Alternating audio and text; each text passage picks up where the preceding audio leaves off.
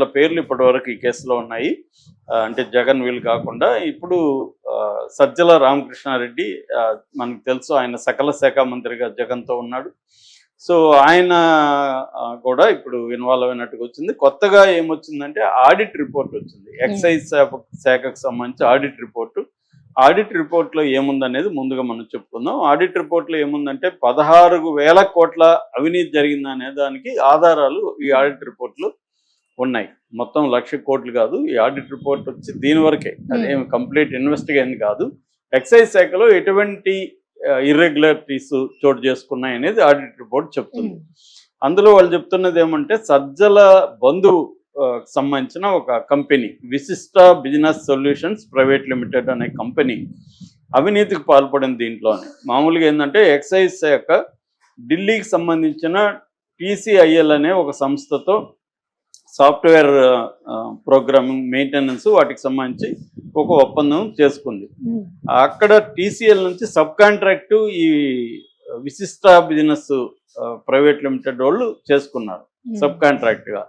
So దీంట్లో వీళ్ళు ఏం చేశారంటే దాదాపు 7,39,739,739 రూపాయలు, అంటే 7 లక్షల చిల్లర అనుకున్నాం, 7,40,000 అనుకుంటే అంత చెల్లించారు. దానికి సంబంధించి ఒక ఎర్రర్ వచ్చింది. దీన్ని సంబంధించి ఆల్రెడీ వీళ్ళకి నోటీస్ ఇచ్చినా కూడా 6 మంత్స్ వరకు ఇప్పుడు వాళ్ళ నుంచి ఏమీ రిప్లై రాలేదు ఈ విశిష్ట సంస్థ నుంచి.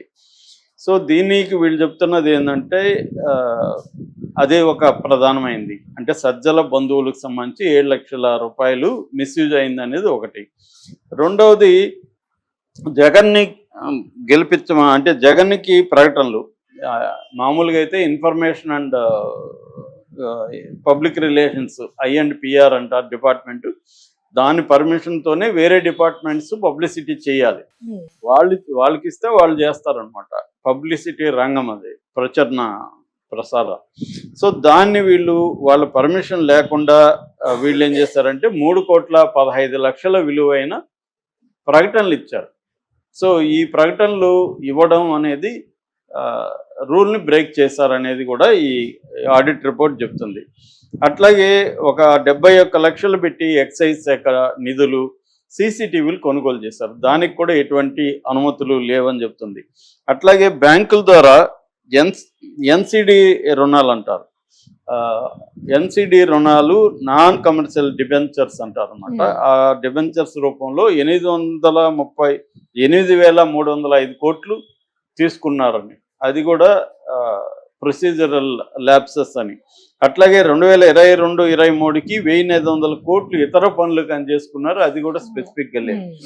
అంటే ఇక్కడంతా ఏంటంటే ఆర్థిక పరమైన లావాదేవీల్లో ఎటువంటి ఇర్రెగ్యులారిటీస్ ఉన్నాయనేది ఈ ఆడిట్ రిపోర్ట్ చెప్పిందనమాట.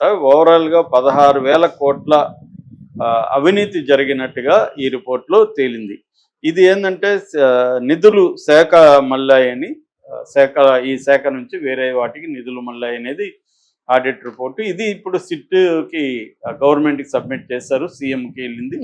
సీఎంకి వెళ్ళిందంటే ఇప్పుడు సిట్ ఇది ఒక ఆయుధం అన్నట్టు. సిట్ విచారణ ఇంకా స్టార్ట్ అయింది మొన్ననే, ఇంకా కంప్లీట్ కాలే. ఈ లోపల ఏంటంటే ఈ ఆడిట్ నివేదిక అనేది జగన్ టైంలో ఎక్సైజ్ శాఖలో ఎటువంటి ఇర్రెగ్యులారిటీస్ చోటు చేసుకున్నాయి అనేది ఈ ఆడిట్ రిపోర్ట్ ఇప్పుడు చెప్పింది. ఇది ఒక రకంగా జగన్కి నష్టము. ఎందుకంటే సిట్కి ఒక బలమైన ఆధారం దొరికింది.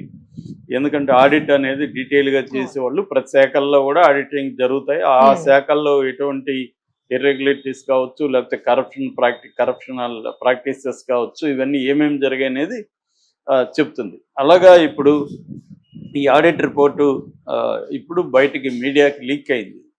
సో మీడియాకి లీక్ అయిందంటేనే, అంటే నేను చాలాసార్లు చెప్తుంటాను, ఎప్పుడైనా కూడా కేసులు అధికారంలో ఉన్న పార్టీ ప్రతిపక్ష పార్టీ మీద కేసులు ఎందుకు పెడుతుందంటే పబ్లిక్ ఒపీనియన్ని తమకు అనుకూలంగాను ప్రతిపక్షాలకు వ్యతిరేకంగాను మార్చడానికి, పొలిటికల్గా దాన్ని ఉపయోగించుకోవడానికి పెడతాయి. నిజంగా వాళ్ళు అవినీతి చేస్తే వాళ్ళని జైలుకి పంపించాలి అన్న ఒక ప్రజా డబ్బు వృధా అయింది అనేది సీరియస్ ఎవరికి ఉండదు. ఎందుకంటే అన్ని పార్టీలు ప్రజా డబ్బులు వృధా చేస్తారు. అన్ని పార్టీ అవినీతి లేని పార్టీ ఏది లేదు ఇవాళ. అవినీతి లేకపోతే ఒక్కొక్క ఎమ్మెల్యే 100 కోట్లు 150 కోట్లు ఎక్కడి నుంచి ఖర్చు పెడతాడు. పొలిటికల్ పార్టీ వీళ్ళ ఒకవేళ మొత్తంగా ఓవరాల్గా 2000 నుంచి 5000 కోట్లు ఇవాళ స్టేట్ పొలిటికల్ పార్టీలు ఖర్చు పెడుతున్నాం అంటే ఎక్కడి నుంచి వస్తుంది. అట్లాగే కంపెనీలు బాండ్ల రూపంలో ఇంకో రూపంలో వీళ్ళకి ఫండ్ ఎందుకు ఇస్తున్నారు, ఇవన్నీ కూడా అందరికీ తెలిసిందే.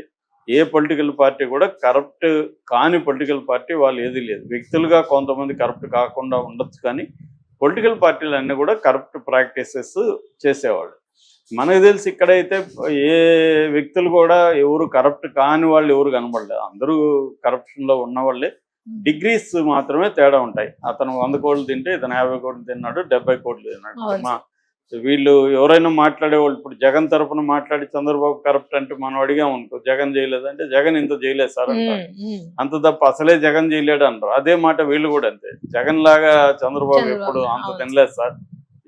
పైగా చంద్రబాబు ఏం చేస్తున్నాడంటే చిన్న పామునైనా పెద్ద కర్రతో కొట్టాలన్నట్టుగా ఢిల్లీ నుంచి లాయర్లు దింపుతున్నాడు ప్రతిదానికి. ఇక్కడ నిజానికి వంశీ కేసులో ఢిల్లీ నుంచి లాయర్లు అవసరం లేదు, కానీ గంటకి ₹1 కోటి తీసుకుంటున్నాడు అని చెప్పి సిద్ధార్థ లోత్రాని మేబీ చంద్రబాబుకి మేలు చేశాడు కాబట్టి ఆయన గవర్నమెంట్ తరఫున డబ్బులు ఎక్కువ ఇస్తూ పర్మనెంట్గా పెట్టుకున్నట్టు కనబడుతుంది. ప్రతి చిన్న బెయిల్కే, మామూలుగా ఇది బెయిల్ వ్యవహారం, ఈ బెయిల్ దీంట్లో కూడా సిద్ధార్థ లోత్రా ఆర్గ్యూ చేస్తున్నాడు అంటే మనం అర్థం చేసుకోవచ్చు చంద్రబాబు పరిస్థితి. సో ఆ స్థాయిలో జరుగుతుంది కాబట్టి అంత ఈజీ కాదు అనమాట వీళ్ళకి బెయిల్ రావడం. ఎందుకంటే చంద్రబాబు ప్లాన్ ఏంటంటే పెద్ద లాయర్ని దించితే మామూలుగా ఇప్పుడు ₹1 కోటి ఎందుకు ఇస్తారు ఒక లాయర్కి, ఎవరైనా ఆ లాయరు వాదించే కేసులు పనిచేస్తాయి కాబట్టి కోర్టులను కూడా ఆయన ఇన్ఫ్లుయెన్స్ చేయగలిగాడు కాబట్టి ఆయన పెట్టుకుంటారు. లేకపోతే మామూలుగా పబ్లిక్ ప్రాసిక్యూటర్లు ఉంటారు. ఆల్రెడీ దీంట్లో కూడా మెండ లక్ష్మీ నరపతి అనుకుంటా, ఆయన నారాయణ లక్ష్మీనారాయణ అని ఆయన ఉన్నాడు పబ్లిక్ ప్రాసిక్యూటర్, కానీ ఈయన్ని దించారనమాట రంగంలోకి. సో ఆయన వాదించారు. దీంట్లో వాళ్ళ ఆర్గ్యుమెంట్ ఏంటంటే ఇది అసలు దీనికి విచారణ అర్హత లేదు ఈ పిటిషన్కి అని. అది కరెక్టే, వంశీకి కూడా నాకు తెలిసి ముందే ఐడియా ఉంటుంది ఎట్లాగో బెయిల్ దీనికి సంబంధం లేదని. ఇప్పుడు ఆయన ఎస్సీ ఎస్టీ కోర్టులో బెయిల్ పిటిషన్ వేసుకోవాలి, అది వంశీకి సంబంధించి. అయితే నిన్న వీళ్ళు కస్టడీకి కూడా పోలీసులు అప్లై చేశారు కస్టడీ పిటిషన్. వాళ్ళ ఆర్గ్యుమెంట్ ఏమంటే, ఒకటి సీన్ రికన్స్ట్రక్ట్ చేయాలి, 2 వంశీ దగ్గర కొన్ని డాక్యుమెంట్స్ అవి కలెక్ట్ చేయాలి, మా దగ్గర కొన్ని ఆధారాలు ఉన్నాయి దాన్ని పెట్టుకొని మేము వంశీని ప్రశ్నించాల్సి ఉంది అనేది నాకు తెలిసి కస్టడీకి ఈరోజు ఇచ్చేస్తారు. ఎందుకంటే జనరల్గా పోలీసులు కస్టడీకి అడిగినప్పుడు రిజెక్ట్ చేయడం అనేది జనరల్గా జరగదు. చంద్రబాబును కూడా కస్టడీకి ఇచ్చారు పోలీసులు, కోర్టు, కాకపోతే జైల్లో విచారించమని చెప్పారు. ఇక్కడ అది జరగదు, ఎందుకంటే ఇతను ఎమ్మెల్యే కూడా కాదు కాబట్టి ఈయన ఖచ్చితంగా కస్టడీకి. కాకపోతే వాళ్ళు 1 వారం అడిగితే వీళ్ళు 4 రోజులు 5 రోజులు, అది పోలీసులకు కూడా తెలుసు. అందుకనే వాళ్ళకి 3 రోజులు కావాలంటే వారం అడుగుతారు. ఇవన్నీ అందరికి తెలిసిన వ్యవహారాలే, కోర్టులు పోలీసులు ఇలా. సో ఇలాగా ఇతను అయితే ఖచ్చితంగా 3 నుంచి 5 రోజుల వరకు కస్టడీకి ఇచ్చే అవకాశం అయితే ఉంది. ఈ లోపల ఇంకొక పిటిషన్ వంశీ తరపున వేశారు వాళ్ళ అడ్వకేట్స్ పటాభి, దేవి సత్యశ్రీ అని. వాళ్ళు ఇదేంటంటే ఇతనికి ఒక బెడ్ కావాలి, తర్వాత అక్కడ ఫుడ్ ఇంటి నుంచి ఫుడ్